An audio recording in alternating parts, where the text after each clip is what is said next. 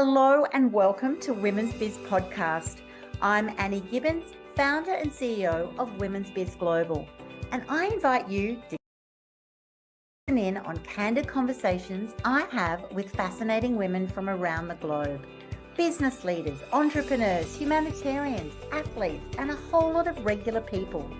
Tune in as they let their guard down and open up on aspects of their business and life journey, how they measure success, and what they have learned along the way. These conversations aim to inspire you to embrace opportunities and possibilities beyond the limits of your imagination. Reclaim your power, strength, and vulnerability. Stand in your truth and propel yourself towards the life you dream to live. Hello, everyone, our wonderful listeners. Annie Gibbins here, host of Women's Biz Podcast, and I am delighted to have you join us today. I'm excited to introduce Liling Ong. She's a dynamic leader at the forefront of transforming education at PIEX Education. She's got a passion for innovation, technology, enhanced learning.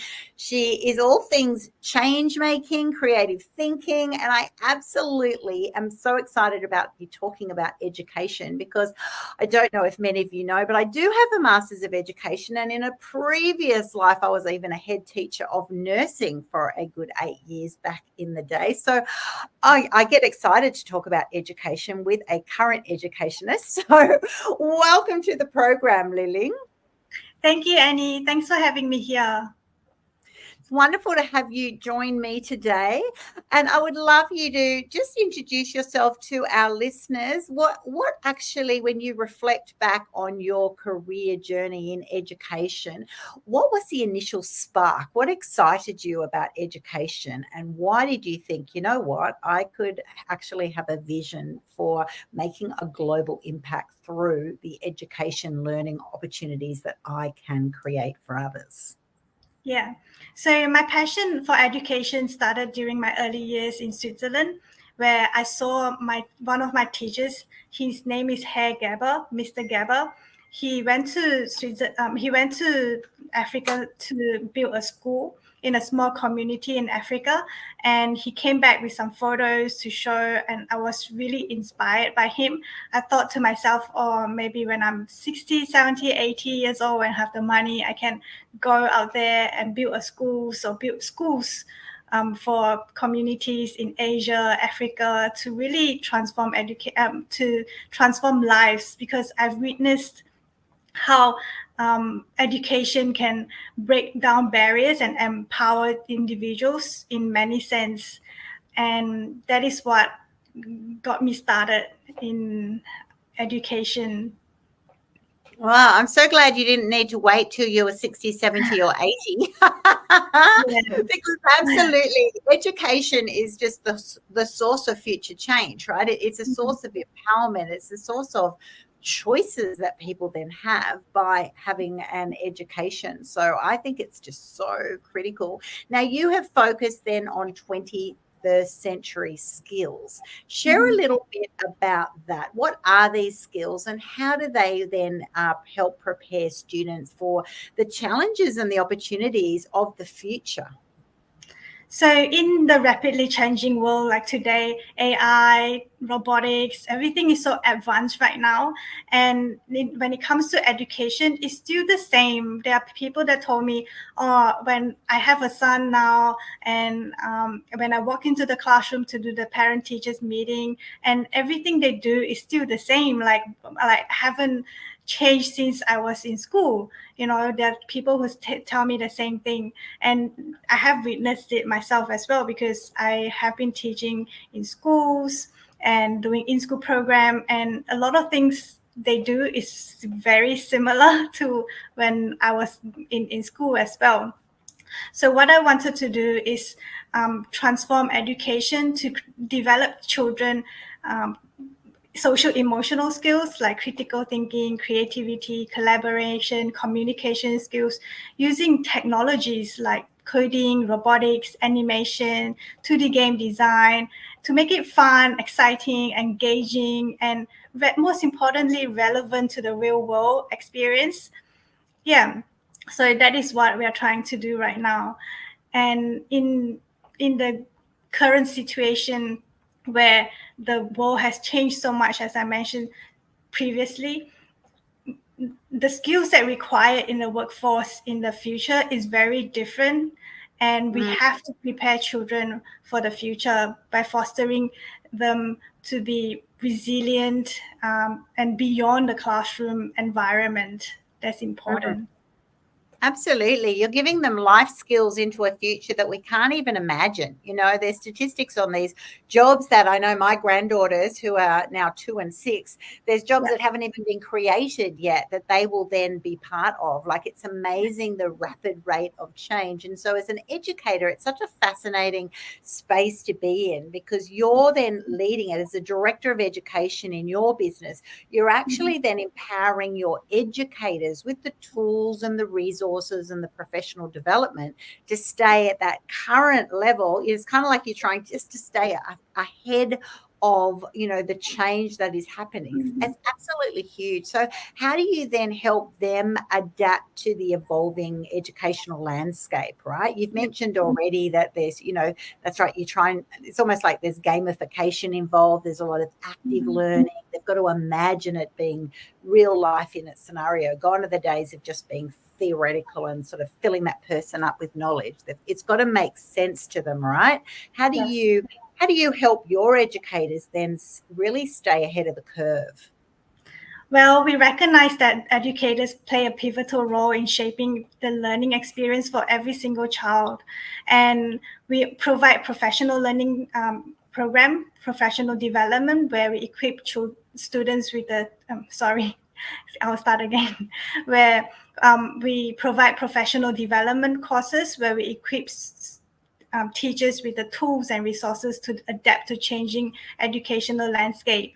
And we also empower teachers to serve as a catalyst for student success, where they involve in children's learning, hands-on experience, and also most importantly, finding out what the children's interest and passion is, and we cultivate that. Because the last thing you want to do is providing projects that the students are not interested at all and forcing them to do it, and then it will lead to disaster.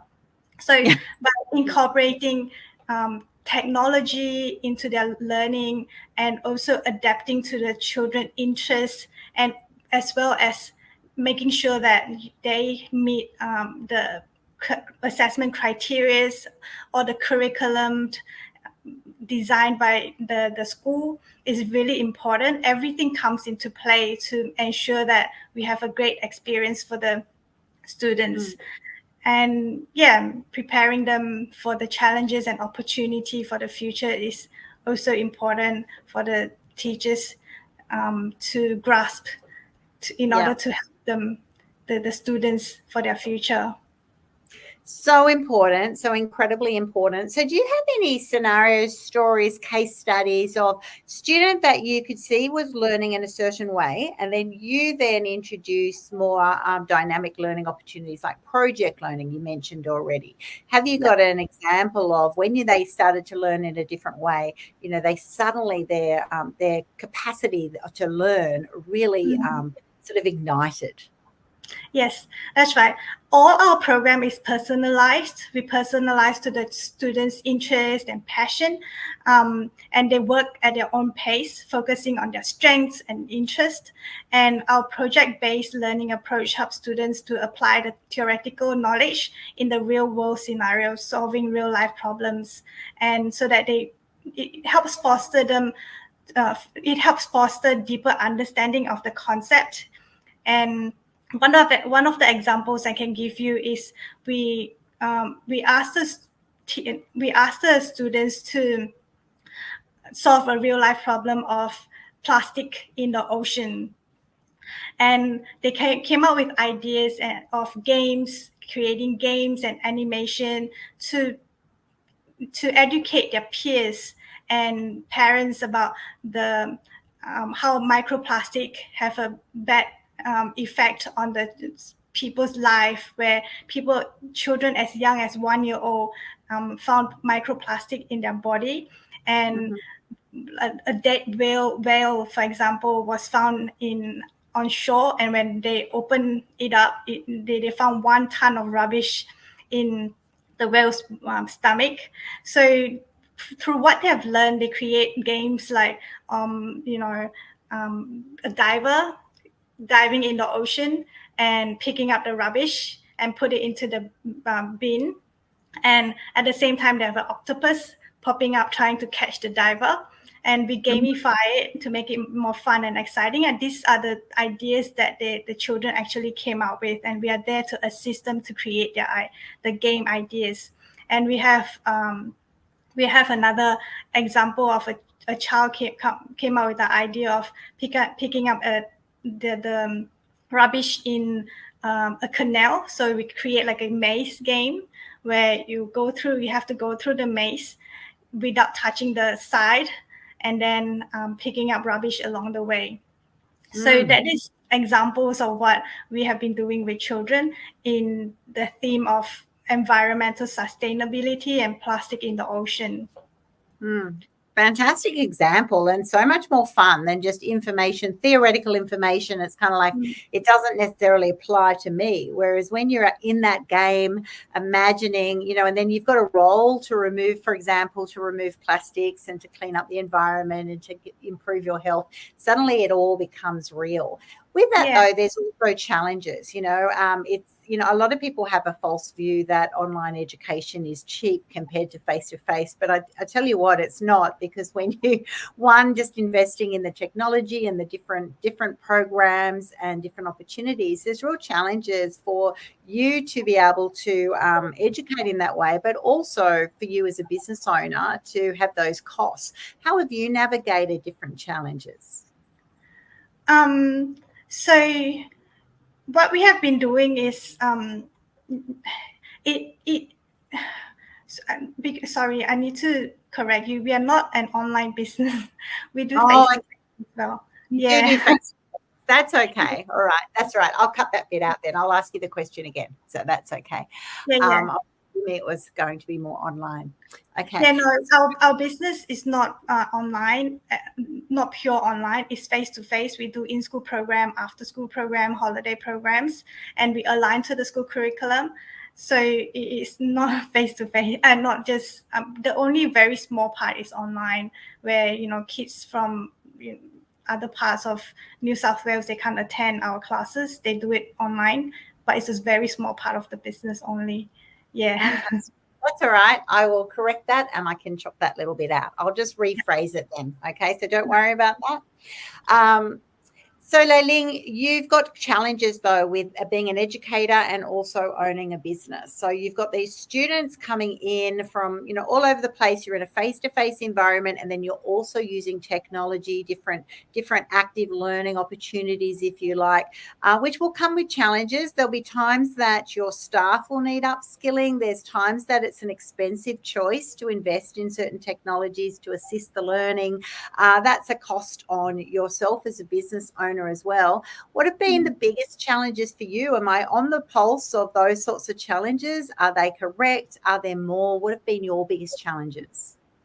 Yeah, being a business owner is not easy at all. I would say it's really, really tough. There are all sorts of challenges, especially during the pandemic, where first of all, it's really tough to get coaches. And in the beginning, when we look back, I was grateful that we have the job saver and job seeker allowance in the beginning, and when it ended in 2021, the business wasn't in a good place at all, I would say. And I only have a few $100s left in the business bank account, and I even told my husband that if things doesn't come back in the beginning by beginning of 2022, I might have to shut the business. And luckily things came back and schools started to open up again, and where we can go back to schools, and I'm so grateful for the opportunity. And since then, in the beginning was still really tough, where I couldn't find coaches, and I have to go in and teach most of the lessons myself along with other coaches that we still have. And then slowly when it comes to this year, which is quite good in when we are able to hire more coaches. Things are back to almost normal now, and we are there. We can move forward and do more for the children, run more in-school program. So I think at the end of the day, the most important thing is setting your mind in the longer term goal and ensure that you focus on the long-term goal and understanding that profit and loss is part of life. Having more coaches that you appreciate it, and if you have not enough coaches, we just have to go in there and do the work. And it's part of life. There's ups and downs in life. So persistence, I would say, is key. Adaptability to overcome obstacles on the path to transforming education is also the key. Just focus on the long-term goal.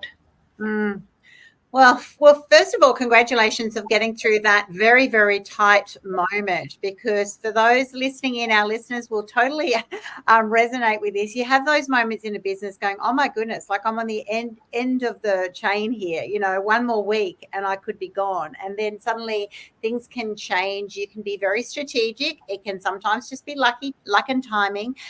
Also the elements that you've shared, that you actually get in there and teach the kids yourself. You don't always have that opportunity to go, well, I want to be here in my business. Sometimes you've got to go back to basics and cover that time. And I know in a lot of industries, actually, it has been very, very challenging trying to find staff post COVID. So was there something really strategic that you did when you're in that moment, you're teaching those classes and you're actually competing for staff against all those other, training opportunities, teaching opportunities that those candidates could be going for? How did you approach that key issue?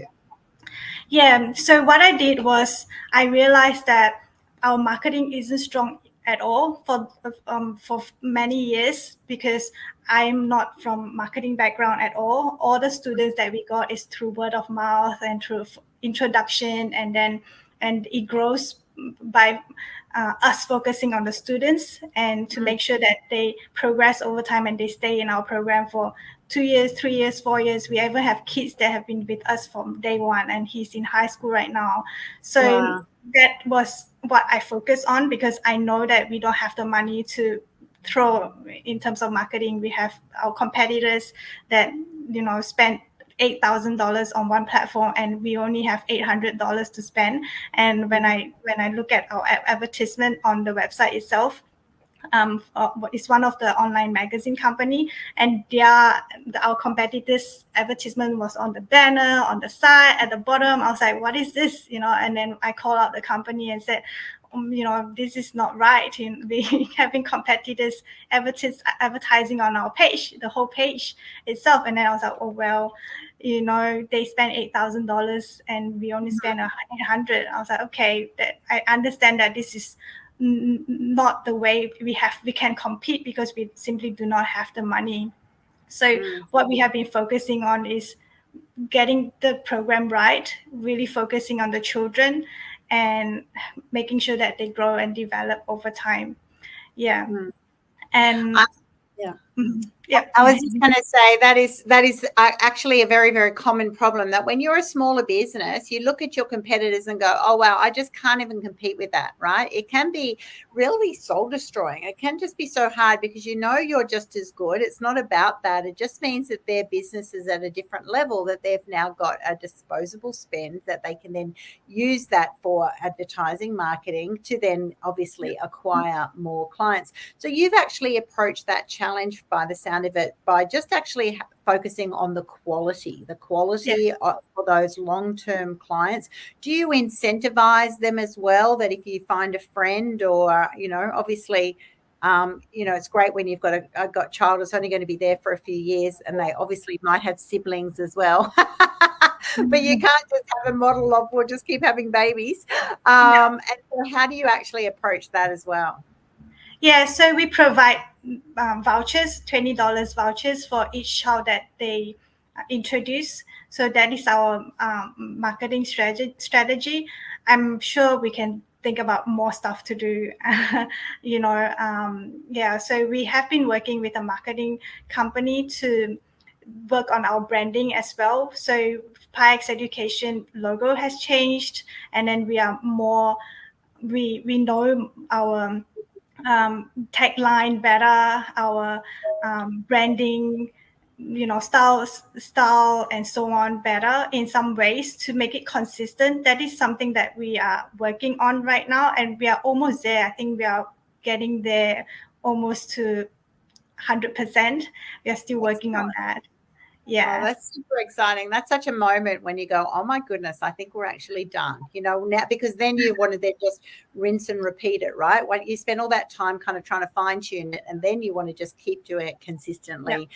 So that your market make you, that brand awareness actually kicks in. So now you're at a different stage then. You've actually kicked into the stage where I can now look ahead for our business to be what's going to happen in 2 years, 5 years, 10 years, if you're bold enough.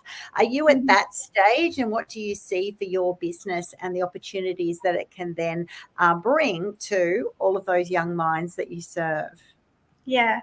So when I started PIEX Education, I have the goal of building a school in mind, and I work backwards to building this company. So now we started as a after school and holiday program provider, where we develop and test our program, and then we move on to the next stage right now, where we align it to the curriculum and run it as in-school program. And we still working towards the longer term goal of building a school in Australia and eventually all over the world. And what we are doing right now is, besides growing our in-school program, we also create a platform to help solve administrative issues for the teachers in terms of assessment, reporting. Because when I run in-school program in school, I witness myself that, when it comes to reporting assessment time, they are so stressed. And I really want to help them to solve the issues. And I talk to them and I write down all the issues they're facing, and I came, and one night I woke up at about 2 o'clock. I was like, okay, since I can't sleep, I'll just think of ways to help these teachers, because what they should be doing is focusing on building relationship with the children, focusing on what they do best, which is teaching, instead of doing administrative work, which take their time away from the students. So I came up with an idea of creating a platform where they can assess the children along the way throughout the term, and when it comes to reporting time, because all the data are collected, and we can generate an automated reports using AI technology. And I'm seeking for more teachers and schools to be involved. Hopefully we can help them to solve more issues that they have. And and in the longer term, I'm seeking partners and investors who really want to make an impact, a positive impact, and establish an innovative school in Australia and all over the world. And that is what I'm working towards in the next 5 to 10 years. Oh, that is so exciting. I love that. And I tell you what, that is such an important aspect of the, education system, if you like, to be removing as the administrative burden. I actually personally know teachers who've left their profession because of the amount of admin, particularly around report writing, defensive-based practice, when they just want to be with the kids. They just want to be teaching. So I really honor you for making that a focus area, because it allows you to get that top quality teacher who just wants to be, spending as much time in the classroom as possible. So I'd love to finish our conversation by asking you then, well, what have been your greatest learnings over this time? It's been hugely rewarding, but also challenging. And so what would you love to share that you have learned the most about yourself? I think the first thing is resilience, because I'm committed myself to this course, and there is no turning back in some sense, because I feel like, that during the pandemic time, I was like, this is really, really tough. And the whole all the problems in terms of education is huge. I don't know how to solve it from, from the school level, university level, and even a government level. And what I realize is that, I just need to do my part and to influence and people around me and help the children that I can, as many as I can. And hopefully I have a bigger impact in the future through the people that I have impact. And yeah, so that is what fueled me to create this innovative education in the education industry. And another thing that I realized is that I'm practicing gratitude. I'm always grateful for everything that is happening to me and people that I'm surrounded with in terms of advisors, my coaches, the teachers, and even the students. They are the different kind of students that we have, different kind of teachers and coaches. And we have a different mindset, and that is why we came together, because I have come across a lot of coaches, for example, or teachers. Sometimes you can see that we are at different wavelength, different frequency, and things that you say they wouldn't understand at all. And students the same. We have students that do not understand, do not get what we are trying to do, and they just fall off eventually. And we will just attract the right people that understand what we are trying to do, what we are trying to achieve, and how we can move forward together. Yeah. Oh, well, we never stop learning. That's it. And it's not just for ourselves in our own journey of, falling down, learning, rediscovering, trying new things, getting really strong and brave when things are stressful. We also learn from each other. So I love that recognition of your team. And that's right, you learn from the children, because when you're reflective in your practice and you actually see what works, what doesn't work, how those children respond, what they respond quicker to, with more joy in their heart, it's actually a wonderful opportunity that you get that holistic perspective. So how have all of those moments of overcoming, learning, how have they shaped your leadership style today? That is a hard one for me. I wouldn't say I have a certain style, like leadership style. So for me, I just be myself, and I just I just show through actions and examples. And for me, I'm a person who learn continuously. I have 3 masters of education. I have 3 masters, one in education, in international business, and another one in financial planning when I was a financial advisor. So yeah, for me, it's just doing through, being a role model through actions and doing. So it's hard for me to answer this question, to That's be honest. okay. It sounds like you have I'll call it for you. You have an authentic leadership style. And it Yeah, sounds like you're leading within the team. Some people are out the front, some people are sort of hanging back. You sound like you're right in there. You're being a role model. You're saying, you know what, I'm doing this with you. We're learning together from each other. And you're very honest and sincere, very grateful, and also very transparent, which I think is a really wonderful style. So I will help affirm that in you today. So what advice do you have for those listening in today thinking, you know what, I've been at that moment and I think, is my business going to make it? Should I stay with the dream, or should I give it away? What advice do you have for people aspiring to be leaders, aspiring to have a business that's successful, who might be listening in today going, you know what, I'm actually feeling really encouraged, Liling's push through. What advice do you have for them today? I would say never give up on your dream and your goal.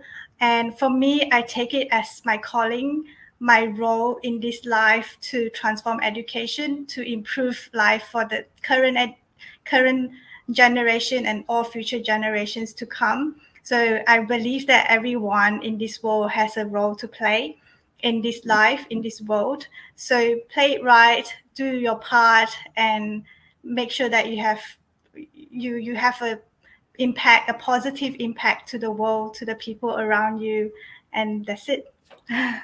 Fantastic. Just do it. Just do it. I believe that too. Everyone is born on this planet for a reason. And many of us have had different paths. And congratulations on all of your qualifications. You're an extremely credentialed woman. And and then sometimes we have these paths that we sort of do one thing. And it could have been for a variety of reasons why you went into finance and had qualifications. But we end up having a path that then steers us in a certain direction. And you can hear in the conversation that we've had today, suddenly it excites you. It interests you. There's value there. You're going to be leaving a legacy. That you're changing lives. And whatever that area is for those of you who are listening in or watching on our variety of platforms, have a little think about that and think, that's right. What does excite me? And when those times are tough, I want you to, reach out and ask for assistance, get some mentoring, coaching to be able to push through, because when you do, it's seriously all worth it. And it can be a fine line. It can be a very fine line between giving up and pushing through. And I can feel that you had that very, very defined moment, and it's scary, but it's definitely worth just keep backing yourself. I love that advice today. Thank you so much for being on the program today, Liling. It's been really, really great. Thank you so much, Annie. Thanks for having me. Thanks so much for tuning in to this episode of Women's Biz Podcast. I'm Annie Gibbins, founder and CEO of Women's Biz Global. And if you would like to fast track your future success, pop on over to womensbizglobal.com, where you can find out how our coaching, media and publishing opportunities are helping women just like you to become and be seen as the trusted authorities in their niche. Inquire today and start reining in the abundance you desire.